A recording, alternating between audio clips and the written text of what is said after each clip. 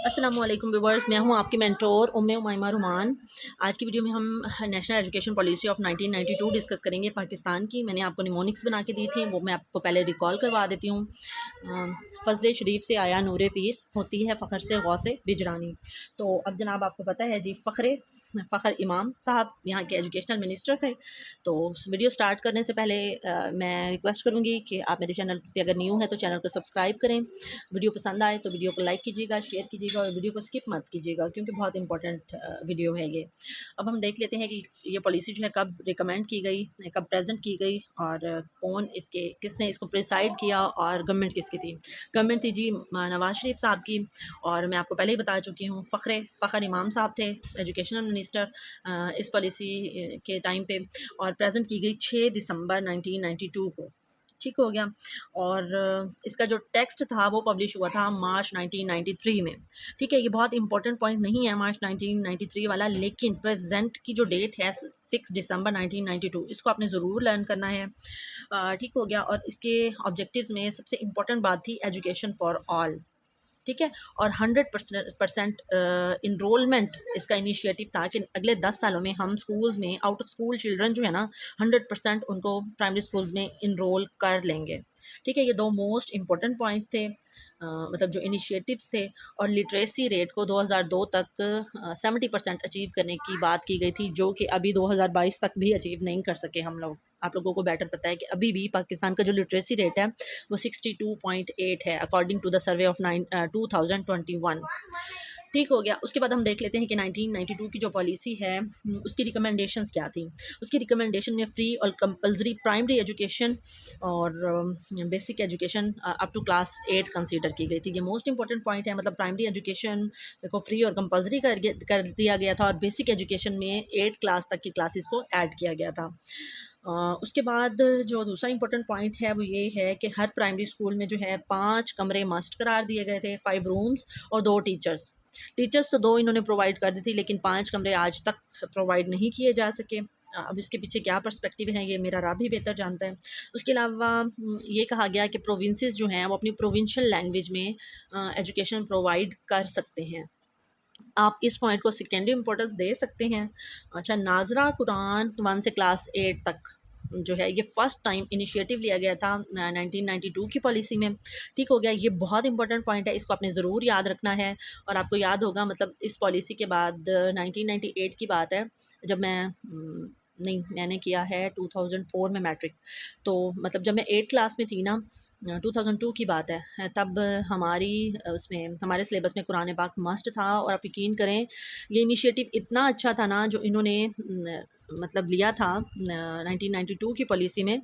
इसके तहत डिफरेंट मतलब सिपारे जो हैं उनका तर्जमा पढ़ाया जाता था बच्चों को, और लफ्ज़ ब लफ्ज़ इसकी ट्रांसलेशन पढ़ाई जाती थी, वर्ड टू वर्ड। और आप यकीन करें, उस वक्त का पढ़ा हुआ अभी तक मुझे लगता है कि जब भी मैं कुरान पाक अल्लाह के हुक्म से खोल के बैठती हूँ तो मुझे कहीं ना कहीं मैंने, क्योंकि उसको वर्ड बाय वर्ड हमारी टीचर ने हमें याद करवाया था, तो मैं अब भी कुरान पाक की कुछ आयात पढ़ रही होती हूँ। तो हालांकि मैंने कुरान पाक को तर्जमे से नहीं पढ़ा हुआ, लेकिन आप यकीन करें मुझे इतनी खुशी होती है ना कि मैंने कभी इतना अच्छा भी कुरान पाक पढ़ा था कि मैं जब भी पढ़ती हूँ तो मुझे थोड़ा सा आइडिया हो जाता है कि मेरा रब मुझसे क्या बात कर रहा है। ये जस्ट अपना पर्सनल एक्सपीरियंस बताने का मतलब ये था कि ये वाला जो इन्होंने इनिशिएटिव लिया था ना कुरान पाक को कंपलसरी करने का, और फिर उसको तर्जुमे के साथ 6 से 8 क्लास तक पढ़ाने का, ये बहुत अच्छा इनिशिएटिव था। इससे नो डाउट बहुत ज़्यादा फ़ायदा हुआ था, बिकॉज़ हम मुस्लिम हैं तो इस्लाम हमारी फ़र्स्ट प्रायोरिटी है। अच्छा, उसके अलावा सेकेंडरी एजुकेशन से जो इन्होंने के हवाले से इन्होंने जो स्टेप्स लिए ना, इन्होंने कहा कि जनरल एजुकेशन के साथ साथ हम वोकेशनल इंस्टीट्यूट्स को भी ओपन करेंगे। ये एक बहुत इंपॉर्टेंट और अच्छा इनिशिएटिव था, ये इसको आपने ज़रूर लर्न करना है। दूसरा जो है, जो 12th क्लास तक की क्लासेस थी उनको स्कूल के अंडर दे दिया गया।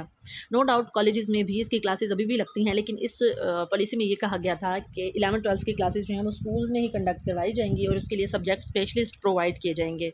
इनको कॉलेज में कंडक्ट नहीं करवाया जाएगा, लेकिन इस पर इम्प्लीमेंटेशन नहीं हो सकी।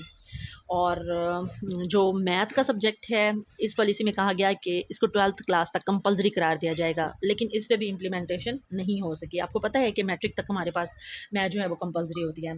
अच्छा, हायर एजुकेशन के हवाले से इन्होंने जो जो स्टेप्स लिए उसमें मोस्ट इम्पॉर्टेंट है कि 20 नई यूनिवर्सिटीज़ इन्होंने बनाई। बहुत अच्छा पॉइंट था और ये इंपॉर्टेंट पॉइंट है, आपने ज़रूर याद रखना है। टेक्निकल एजुकेशन पे बहुत ज़्यादा फोकस किया इन्होंने, आपने इसको ज़रूर लर्न करना है। अच्छा, computer education first time introduced in school curriculum, ये मोस्ट इंपॉर्टेंट पॉइंट है और बहुत बार रिपीट हुआ है पीपीएससी में कि कंप्यूटर एजुकेशन को कब इंट्रोड्यूस करवाया गया, तो वो है 1992 की पॉलिसी। उसके अलावा एसएमसी, स्कूल मैनेजमेंट कमेटीज़ जो हैं उनको इंट्रोड्यूस करवाया गया, ये मोस्ट इंपॉर्टेंट पॉइंट है। ठीक हो गया, ये 2 पॉइंट्स आपने ज़रूर लर्न करने हैं, ये बार बार रिपीट हुए हैं। मतलब नेशनल टीचिंग स्टैंडर्ड्स के हवाले से भी बात की गई। नेशनल टीचिंग स्टैंडर्ड जो है वो 1992 में है। नेशनल प्रोफेशनल टीचिंग स्टैंडर्ड्स जो हैं वो 2009 की पॉलिसी में, ये आपने याद रखना है, इनको मिक्सअप नहीं करना। नेशनल टीचिंग स्टैंडर्ड्स जो है 1992 की पॉलिसी है, ये बहुत ज़्यादा इंपॉर्टेंट पॉइंट नहीं है। हमेशा ये पूछा जाता है कि NPSTs जो है वो कब इंट्रोड्यूस हुए, तो वो 2009 की पॉलिसी में है, national professional standards for teaching. ठीक है, ये आपने याद रखना है। अच्छा, उसके अलावा टेक्नोलॉजी एजुकेशन की बात मैंने आपको बता दी, कंप्यूटर एजुकेशन की बता दी, ये बहुत इंपॉर्टेंट पॉइंट है, बिल्कुल नहीं भूलना। और एजुकेशन की फाउंडेशंस कायम की गई, प्राइवेट सेक्टर को जो है स्ट्रेंथन करने की बात की गई। स्कूल मैनेजमेंट कमेटीज़ के हवाले से भी मैंने आपको बताया। अच्छा, इसके हवाले से मुझे एक और बात याद आ रही है, स्कूल मैनेजमेंट कमेटीज़ जो है रिकमेंड की गई 1992 की पॉलिसी में। ठीक हो गया, फिर इनको इस्टेब्लिश किया गया 1994 में। ठीक है, क्योंकि पॉलिसी में जब कोई चीज़ रिकमेंड की जाती है तो उसको इम्प्लीमेंट करने में साल 2 लग जाया करते हैं। तो 1994 में ये इस्टेब्लिश हुई और 2000 में इसका नाम स्कूल काउंसिल रख दिया गया। ये आप लोगों ने याद रखना है, पहले इसका नाम स्कूल मैनेजमेंट कमेटी होता था, फिर 2000 में इसका नाम स्कूल काउंसिल रख दिया गया। ठीक है, ये इंपॉर्टेंट पॉइंट थे जो मैंने आप लोगों के साथ डिस्कस कर दिए। उसके बाद मोबाइल टीचर ट्रेनिंग यूनिट्स कायम किए गए। ये बहुत इंपॉर्टेंट पॉइंट तो नहीं है, आप इसको सेकेंडरी इंपॉर्टेंस दे सकते हैं, लेकिन ये एक बहुत अच्छा इनिशिएटिव था कि स्कूल की ट्रेनिंग मतलब टीचर्स की ट्रेनिंग के लिए मोबाइल यूनिट्स कायम किए गए कि जो ट्रेनर्स थे वो खुद जाके स्कूल्स में ट्रेनिंग दिया करते थे टीचर्स को, मतलब उनके स्टेशन पे जाके, ताकि बच्चों की स्टडी का हर्ज भी ना हो और टीचर्स को फैसिलिटेट भी किया जाए, टीचर्स को ट्रेन भी किया जाए। तो ये थे सारे इंपॉर्टेंट पॉइंट पॉलिसी 1992 के। होपफुली आपको ये वीडियो बहुत पसंद आई होगी। अगर वीडियो आपको पसंद आई है तो वीडियो को लाइक कीजिएगा, शेयर कीजिएगा। मिलते हैं फिर नेक्स्ट वीडियो में। टिल देन अल्लाह हाफिज़।